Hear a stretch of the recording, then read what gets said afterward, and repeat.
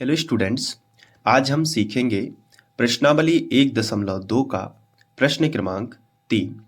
ये प्रश्न परीक्षा की दृष्टि से काफ़ी इम्पोर्टेंट है, तो आप इसमें IMP लगा लीजिए। और प्रश्न 3 में 3 प्रश्न हमें दिए गए हैं, तो एक एक करके हम इन्हें अच्छे से समझेंगे। तो कॉपी पेन लेकर बैठा करो, ताकि एक बार मैं आपको अच्छे से समझा दूंगा, फिर एक बार आप खुद से ज़रूर प्रैक्टिस करना, ताकि आप इसको बहुत अच्छे से सीख सको। देखो, गणित में अभ्यास बहुत ज़रूरी होता है। जितना ज़्यादा आप अभ्यास करते जाओगे, आपकी गणित में पकड़ उतनी ही अच्छी होती जाएगी।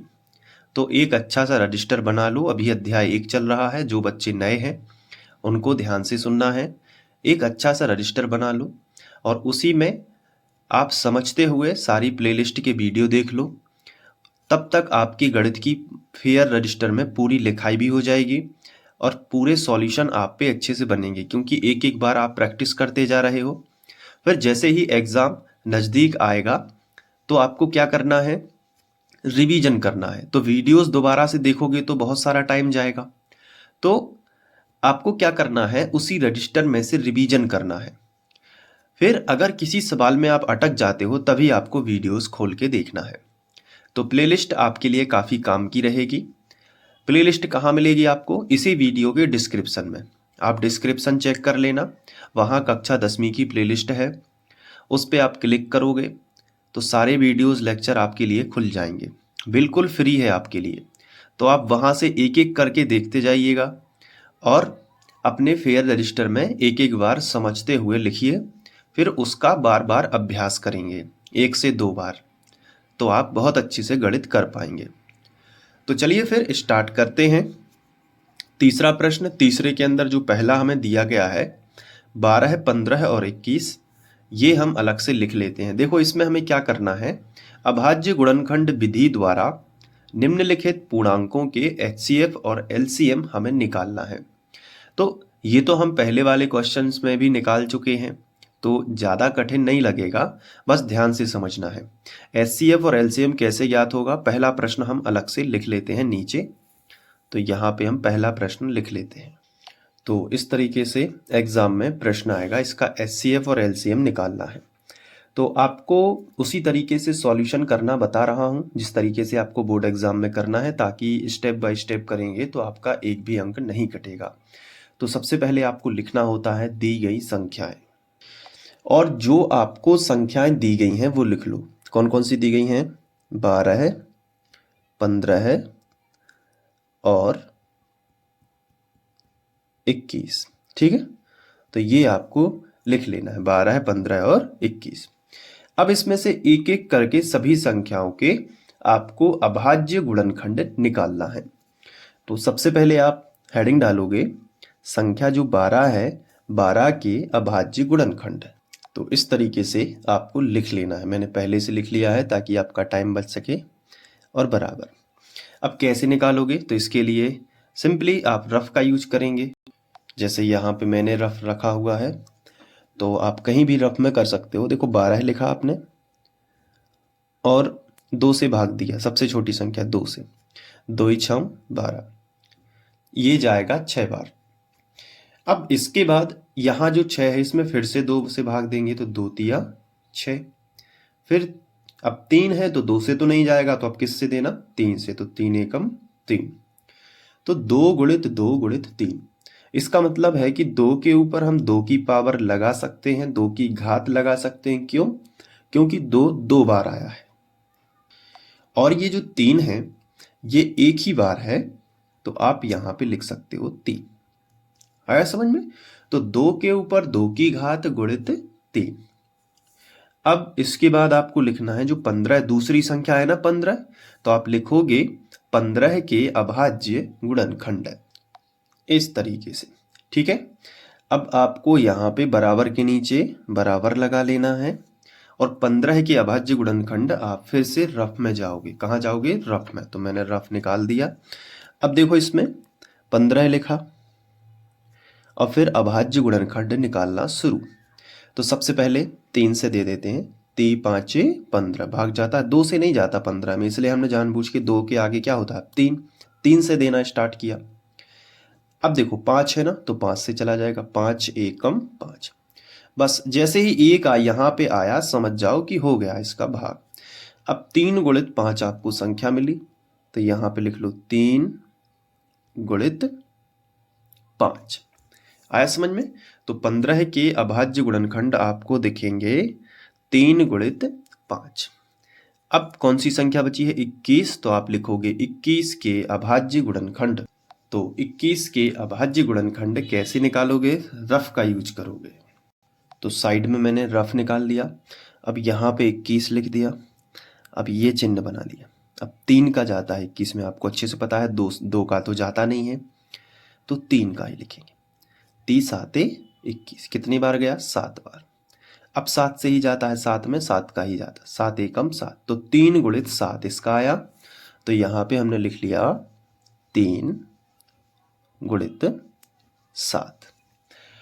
ये 12, 15 और 21 के अभाज्य गुणनखंड हैं। अब हमें निकालना है इनके क्रमशः एलसीएम और एचसीएफ। तो सबसे पहले हम एलसीएम निकालेंगे। तो यहाँ पे लिखना है एलसीएम, कोष्टक में तीनों संख्याओं को लिखना है। 15, पहले 12 है, फिर 15 है, फिर 21। तो यहाँ पे लिख लिया 12, 15, 21। तीनों संख्याओं को कोष्टक में लिख देना। तो इसे बोलते हैं एलसीएम ऑफ 12, 15, 21 बराबर। एलसीएम लिखते समय मैंने आपको बताया था कि सब लिखना है, ऊंची ऊंची घातों को सबको लिखना है, रिपीट बस नहीं करना है। यहाँ से स्टार्ट करो, इसको लिखना है, इसको लिखना है, इसको लिखना है, यानी सबको लिखना है, लेकिन रिपीट नहीं करना है और ऊंची घातों को लिखना है। बहुत सरल है। यहाँ देखो 2 के ऊपर 2 की घात है, मतलब 2 संख्या आपको मिली और उसकी सबसे ऊंची घात है 2। अब आपको तीनों पंक्तियों में नजर डालना है कि ऐसा तो नहीं है कि 2 के ऊपर 2 की घात से भी ज्यादा वाली घात का अंक हो। मतलब 2 के ऊपर ऐसा तो नहीं कि 3 की घात हो दूसरी पंक्ति में या तीसरी पंक्ति में, नहीं है। तो सबसे ऊंची घात यही है, 2 के ऊपर 2 की घात। तो आपने लिख लिया। अब इसके बाद आगे बढ़ते हैं, तो आपको कौन सा अंक मिलता है? 3। तो 3 अंक को तीनों पंक्तियों में देखना है कि ऐसा तो नहीं कि 3 के ऊपर ज्यादा पावर वाली इधर हो नीचे वाली पंक्ति में या उसके नीचे वाली पंक्ति में। तो इस केस में तो नहीं है। देखो 3 के ऊपर 1 की घात यहाँ पे है, तीनों पंक्तियों में नजर डालते हैं तो 3 के ऊपर 1 की घात यहाँ भी है और 3 के ऊपर 1 की घात यहाँ भी है। मतलब इसकी ऊंची पावर नहीं है, अधिकतम घात वाला यही है, 3 के ऊपर 1 की घात। तो यही लिखेंगे। फिर नीचे आएंगे तो इस 3 को नहीं लिखेंगे क्योंकि रिपीट नहीं करना है। अब 3 के ऊपर कितने की भी पावर हो अब नहीं लिखना है, क्योंकि 3 की अधिकतम घात लिख चुकी है। अब इसके बाद क्या आएगा? 5। अब 5 जो है नीचे वाली पंक्ति में देखेंगे, क्योंकि ऊपर होता तो पहले ही लिख जाता, तो ऊपर ना भी देखोगे तो चल जाएगा। 5 नीचे वाली पंक्ति में देखोगे, ऐसा तो नहीं कि ऊपर 5 से भी ऊंची घात हो, 5 के ऊपर 2 की घात या 3 की घात तो नहीं है, नहीं है ना। तो ये 5 अपनी उच्चतम घात के रूप में है 5। फिर नीचे आएंगे तो इस 3 को नहीं लिखेंगे क्योंकि 3 पहले ही हम लिख चुके हैं। अब क्या आया? 7। 7 तो हमने पहले नहीं लिखा ना, तो 7 हम लिख देंगे। जैसे जैसे नीचे आएंगे तो ऊपर देखना बंद करेंगे। जैसे सबसे ऊपर थे तो नीचे 2 पंक्तियों में देख रहे थे कि ऐसा तो नहीं कि और ऊंची घातें हों, लेकिन जब बीच वाली पंक्ति में आओगे तो ऊपर नहीं देखोगे, क्योंकि ऊपर होता तो पहले ही लिख जाता, तो फिर नीचे देखोगे। समझ में आया कि नहीं?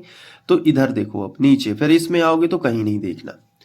तो कहने का मतलब है कि कोई भी अंक आपको मिलता है सबसे पहले, तो बाकी 2 पंक्तियों में आप उसकी उच्चतम घातें ढूंढते हो। अगर नहीं मिलती हैं तो वही लिख देते हो, अगर मिल जाती हो तो इसको छोड़ देना। फिर नीचे अगर जैसे मान लो यहाँ पे गुणा में 2 पे 8 की घात होती, तो ये 2 पे 2 की घात ना लिख के हम 2 पे 8 की घात लिखते और इसको छोड़ देते, फिर आगे बढ़ जाते। ये एलसीएम इस तरीके से लिखा जाता। तो सबसे ऊंची घातों को लिखना होता है। चलिए अब इसको सॉल्व करते हैं। 2 के ऊपर 2 की घात क्या आएगी? 4 गुणित 5 तिया 15 और 15 सत्ते 105। ये हमने तीनों का गुणा करके लिख दिया 105। अब 4 का गुणा और कर लेते हैं तो फाइनल आंसर आएगा। तो 4 पंचे 20, 20 का शून्य, हासिल आ जाएगी 2, 4 शून्यम शून्य, 2 ज्यों का त्यों, और 4 एकम 4, कितना आया? 420। ये आया हमारा एलसीएम। अब हम निकालते हैं एचसीएफ। तो यहाँ पे हेडिंग डाल देंगे HCF ऑफ, तीनों संख्याओं को लिखेंगे कोष्टक में, 12, 15 और 21। तीनों संख्याओं को लिख लिया, 12, 15 और 21। अब HCF क्या कहता है कि सबसे पहले तो उभयनिष्ठ गुणनखंड देखो जो तीनों पंक्तियों में हो। तो ऐसा कौन सा गुणनखंड है जो तीनों पंक्तियों में है? देखो 3 यहाँ भी है ऊपर वाली पंक्ति में, 3 बीच वाली पंक्ति में भी है और 3 नीचे वाली पंक्ति में। आया समझ में? और फिर इसमें एक बात और है कि सबसे छोटी घातों को देखना है। उभयनिष्ठ गुणनखंड तो देख लिया, अब इसकी सबसे छोटी घातें कौन सी हैं? तो यहाँ पे तो एक ही अंक है और इन तीनों में सबसे छोटी घात तीनों पे 1 की पावर है। 1 की पावर यहाँ मानी जाएगी, 1 की पावर यहाँ मानी जाएगी। तो कहने का मतलब है कि 3 ही सबसे छोटी घात है। जैसे मान लो यहाँ पे 3 पे 2 की घात होती और यहाँ 3 पे 3 की घात होती, तो उभयनिष्ठ गुणनखंड तो 3 है जो तीनों में है, लेकिन ना 2 की घात लिखते ना 3 की घात लिखते, सबसे छोटी घात लिखते 3, क्योंकि HCF कहता है उभयनिष्ठ गुणनखंड की सबसे छोटी घात। ठीक है, तो ये हो गया LCM और ये हो गया HCF और यही हमारा आंसर आ गया। LCM का आंसर ये है और ये HCF का है। तो अब आप इसको बहुत अच्छे से लिख सकते हो। तो यहाँ से देखो पूरा और इसी तरीके से आपको अपने रजिस्टर में लिख लेना है। एक बार खुद से ज़रूर प्रैक्टिस कर लेना है, ठीक है। चलिए अब इसके बाद हम दूसरा क्वेश्चन करेंगे नेक्स्ट वीडियो लेक्चर में, और प्लेलिस्ट ज़रूर चेक कर लेना। प्लेलिस्ट में ही ये दूसरा प्रश्न हम करने वाले हैं नेक्स्ट। तो प्लेलिस्ट में पढ़ने से फ़ायदा क्या है, एक के बाद एक सभी वीडियोज़ आपको क्रम से मिल जाएंगे, तो बस आप उसी से पूरा देख सकते हो। चलिए मिलते हैं next video lecture. Thank you.